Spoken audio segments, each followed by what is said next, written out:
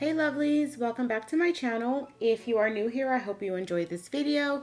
Check out some of my other content and subscribe to my channel. So if you've seen the title of this video, it does say Verdie'S Nude again. Essentially, this is a series I want to do on my channel where I do the nails that I want to do. I personally like nude nails a lot, or just a simple set. So basically this series will be a set that I create on myself, and the main color will be a nude. So you'll get to see nude polygel, nude acrylic, nude builder gel from time to time, but mostly it'll be polygel and acrylic, and then just see the different designs that I do, if any. Also, I thought this would be a good idea too for women of color, Black women, so you can see the different nudes, how they look if you're a similar skin tone to me. So this is episode 1, so I hope you guys enjoy. Definitely let me know what you guys think in the comments down below about this series. So today's video, I am using one of my favorite nude polygels, and that is by Burano. Burano typically is a softer polygel, so just keep that in mind. If you like the color, keep in mind that this is a softer polygel. So if you don't like working with soft polygel, this might not necessarily be the right one for you. But I definitely do love this color, especially on my skin tone. I am also using today paper forms. So it's been a long time since I used paper forms. And when I kind of first started, I did tips here and there, but because my nails are flat, I had a hard time not having any gaps in between the tips, and I was new and I really didn't know how to work with them. So now that I've been working with the full coverage tips, I have a little bit more understanding of different ways to apply them and to make sure that there are no gaps. So definitely you can check out my full coverage playlist, and I will actually link that for you guys above. So it's the full coverage tips playlist, and again, I'll link that for you guys above. So the thing that I do like about paper forms is you don't have to cut your natural nail down to practically nubs, because you're not worrying about filling in any space or gaps that the tip might leave in between the tip and your natural nail. So I do like that about paper forms. What I struggled with in the beginning was having an extended hyponychium, and that I do have that on this finger that I'm doing here. Just adjusting the form to fit my nail sidewall to sidewall. You can also cut out part of the form to fit underneath your nail, just to your liking. And there are a bunch of different forms that you can use. These forms I got from AliExpress I almost said many years ago. It hasn't been that many years. It's probably been a little bit over a year and a half. So unfortunately, I don't have a link for them because that was like a year and a half ago. So I don't recall the store, but definitely if you're playing with tips, if you could buy them in a small quantity just to try different types to see which one you like more, I would highly suggest that. So you can see here that once I pulled off the paper form, the polygel didn't cure underneath the nail. So I just stuck it in the lamp. What I should have done was smooth it out before I stuck it in the lamp, but you want to make sure if you pull that form off and it hasn't cured underneath, you want to make sure that you cure that polygel. And because this is, I wouldn't say this is a highly pigmented color, but it's like a medium pigment. If you work in thin layers, then you could probably get away with curing for 60 seconds. But if you're working in thicker layers like me, you probably should cure for over a minute, maybe up to 2 minutes. But just make sure that that polygel is cured. And one thing that I have learned about polygel, it can be deceptive as far as curing. It can cure on the bottom and the top and give you this clicking sound. That's a sound you look for when things are cured, but it cannot be cured in the middle. So be very, very careful when you're working with polygel with the layers, the pigmentation, definitely all of that, how thick your layers are and the pigmentation, excuse me, all of that comes into play of how thick, how long you should be curing. So again, just when you're curing, consider the pigmentation of the color and how thick your layers were, and adjust your curing time accordingly. One thing that I did not mention yet is that I am applying the polygel with with Makartt's base coat. And even though this is a softer polygel, it's not sliding all over the place using the base coat. Sometimes when you apply your polygel with base coat, you do run into that problem where it just moves everywhere. If you are having that problem, maybe adjust how much base coat you're using, or just go back to the traditional method of using slip solution if it came in your kit, or using the alcohol. You can go all the way down to 70% isopropyl alcohol. So you don't have to use base coat to apply the polygel. It's just something that I prefer. And I think I've said this before. For some reason in my mind, I believe that when you're filing it, it's a little bit stronger when you're using the base coat. Like it adds a little bit of strength to it, and it's not like you're filing regular polygel. That's just in my mind. I'm not a scientist. I don't really know for sure. So I am doing these long nails, and after I did the first layer, obviously I cured that in the lamp. I cured the other underside, and then I went in and did my cuticle area. And what I'm trying to do is look at the nail from different directions and see if there's any bumps or lumps in the nail. If there's something that's tiny that could be taken care of filing, that's fine. I just move forward. But if it's something that I feel like if I file down to that dip, it's going to make the nail too thin, then add more polygel to that area. I don't prefer to use polygel. I know I was doing that a lot in the beginning because of the smell of the monomer in my house. But I did figure out how to reduce the monomer smell. I did make a video. I will link that video in the cards above if anyone is wanting to use acrylic, but you know, their nail room or nail area, you just can't have that monomer smell. Check out that video. Hopefully those tips work out for you. So I prefer to do acrylic. I say that to say I prefer to do acrylic. However, I do get a lot of questions about polygel, or, hey, can you do some polygel nails? So I'm giving you guys a little bit of polygel, but I believe my next few videos on my channel, I want to use some acrylic. So hopefully this will satisfy the people that want to see polygel for a little while. But I will try and make sure that it is a good mix between polygel and acrylic. My last video, I used the same nude in my last video, which was a polygel video. And one thing that I wanted to point out, in the video that I did it on my flexi finger, and those layers were a little bit thinner. Also, I used the full coverage tip, so my structure, it was just different. You can see the difference in color from those nails to these nails because I'm using a little bit more of the polygel. So this polygel, the color of the polygel, it's a little bit more pigmented when you use a thicker layer of it. Just like your gel polish, the first coat, second coat, third coat, if you do a third coat, or your acrylic, if you do a thicker layer, it takes any sheerness out and you can see more of the color.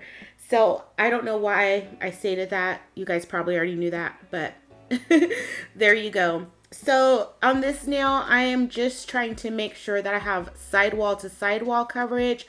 I'm trying to make sure that I have the length that I want, and making sure that I have the shape as neat as possible.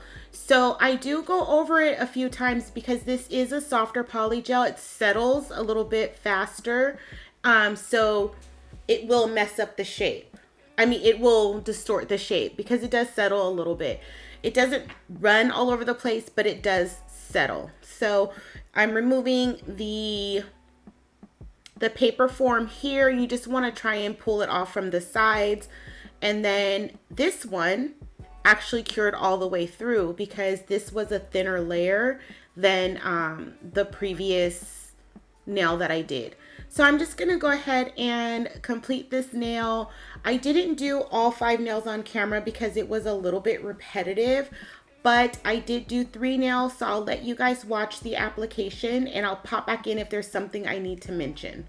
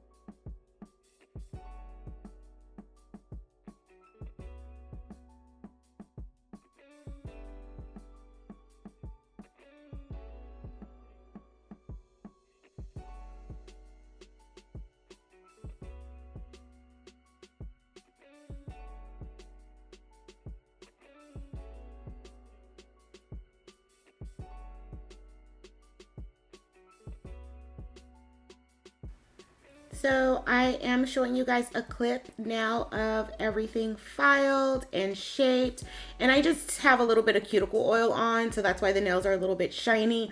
So I kept my nails like that for about 4 or 5 days before I decided to do the design. Like, I really like nude nails. So now I'm just going in with Verdie'S Blooming Effect, and I wanted to try this because I guess it's supposed to make the gel disperse a little bit more, so it's supposed to make it easier to marble.